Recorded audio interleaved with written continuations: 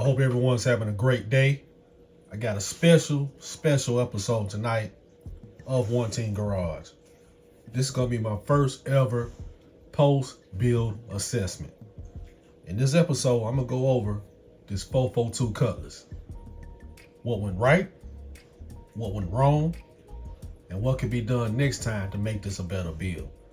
But before we get into it, I got a shop card announcement. This comes from Rob over there at Time Machine Scale Models. I love his builds. He's got an amazing channel. Make sure you go there and support. Thank you for the kind words on the back, Rob. Time Machine Scale Models is holding a group build right now. The Fat Fenders, Fins, and Chrome group build. And as y'all know, I got a 37 Ford, a part of that group build. And let me show what I've done with it. I think we left off at the paint. I've done a little bit of sanding here on the roof of the cab. Also did a little sanding on my hood here. But besides these two pieces right here, everything else didn't require any wet sanding whatsoever. I just applied my scratch guard, the polish, and the wax. And this is one of my best paint jobs.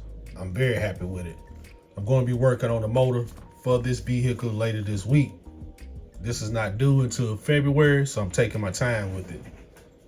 All right, now let's get into this build. Now, as y'all know, I've recently published this book, Master Builder, Creating the Ultimate Model with Every Build. This is for us, my fellow model builders. And of course, I was very excited to complete my first build in my Master Builder, the 1971 O's 442 by Revell. But it didn't go quite as planned. And that's okay. The first build is supposed to have a couple of hiccups, I guess. Because each build, especially when you get to build number 100, you'll be able to look at your progress and see how far along you've come with your modeling skills. I'm no exception to that rule. And this is what my first completed build looks like. I got my build list, got all the materials I use, a couple notes right here, and look at my first master plan. I know a lot of y'all probably can't read my chicken scratch, but I just want you to look at it and see how I use mine. I filled up every spot I could on here because, as you know, this is like two builds in one. I completely started over again due to messing up the paint. We'll get into that. I started this build September 4th, 2023, and it was completed October the 14th, 2023. A little bit over a month and 10 days to be exact. And my overall rating on this kit is 3 stars, 3 out of 5. Now, let me clarify that. This is my rating system, like you would have your own rating system and your master builder. For me, this is me rating myself, not the kit itself. 5 stars, that's something I feel like I can enter a model car contest and win. I don't think it's gonna be too many 5s in this book. That's okay, because I'm somewhat of a perfectionist and I'm very critical on my builds. So all the mistakes I made in this build and all the setbacks I had, I rated this build as 3 out of 5.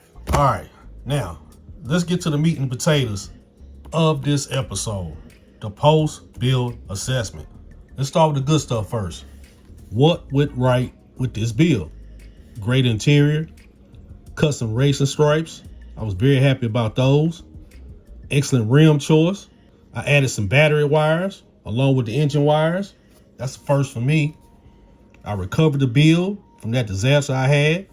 I set the stands right. Hey, I had some good things going on with the build. Now, let's get to the ugly stuff. What went wrong with this build? Well, I think y'all know the obvious one. I went sanded through the sharp edges. The bumpers didn't want to glue on. I broke a decal, had to repaint, broke my rear glass, oversprayed the clear coat. That's it in a nutshell, but that's a whole lot. That's a whole lot for me. Now, what can improve this build? Do more prep with my bumpers. Do not sand close to the edges. Wet sand with 3K grit for clear coat. Slow down and don't underestimate. I underestimated this build.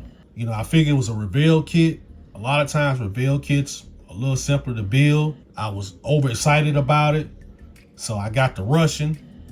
And you see what happens when you rush. You make terrible mistakes. Be careful with the rear glass. Use a drop of Dawn detergent with the decals. Somebody put that in the comments. I actually practiced that technique on the Bronco and it went pretty smooth. Thin clear coats with 30-minute breaks. Like I said, I was kind of rushed to build due to this being overly excited with it, and I was rushing that clear coat. But from now on, I'm giving myself 30 minutes through each clear coat application I apply. I used that technique again on the 37 Ford, and y'all saw how that clear coat worked out. But with all that said, look at all the data I was able to gather on this one build.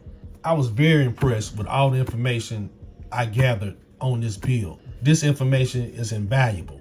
It really pays dividends collecting and keeping notes of what you've done with every build. Just these 2 pages, my first entry into Master Builder, is a treasure trove of information.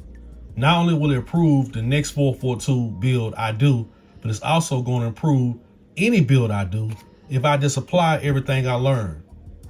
Very crucial, very important. I'm so glad that I decided to do this book. Even though the car turned out pretty good, I'm very happy with it. Very satisfied with the results. I know I can do better on my next build. And with this first entry, I'm going to do exactly that. So I just want to show everyone how I'm using my Master Builder. And hopefully you're using the same techniques or using something similar to that, collecting all this great data so it can improve your builds. But it's crucial that you do that. I know I can't remember everything I do on a build. So a tool like this definitely is going to improve my skill set. I can tell already my skill set is improving from build 1. I think I'm currently on 6. Yeah. Well, no, I haven't put the entry in yet. I'll probably work on that when I do the painting on my new cutlass I'm working on. But build number 7. Yeah, but I've got 6 builds in this book so far. And like I told y'all before, this is an excellent tool for any model builder or anybody who's doing any type of project management. You know what I mean? You just don't have to use this for building model cars. You can use this book for any building project that you got. So you got a loved one out there that builds model cars, or you just want to treat yourself for Christmas, make sure you look at the link in my description box and order you a Master Builder. I guarantee you, you're going to improve your skill set just by collecting valuable information on every single build that you do. And customize it as well. I think I showed y'all, and I'm putting stickers in mine. And make sure you put your name on the back like I did. Property of Edgar Alan Cole, aka the Black P.O.E. This is mine. And I hope you go out and get yours. And before I get out of here with my Master Builder, let's take one last look at that 442. Outstanding car. But regardless of all the issues I have with this kit, amazing kit. It really is. I highly encourage everyone to go out there and get that 71 O's 442. What a classic. Let's get to building.